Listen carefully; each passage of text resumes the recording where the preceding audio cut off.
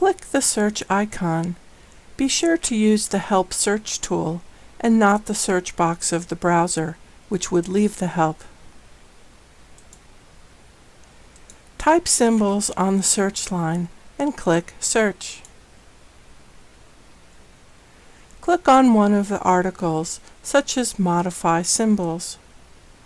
Briefly examine the outline and the content. Examine the breadcrumb trail to learn which section of help is being shown.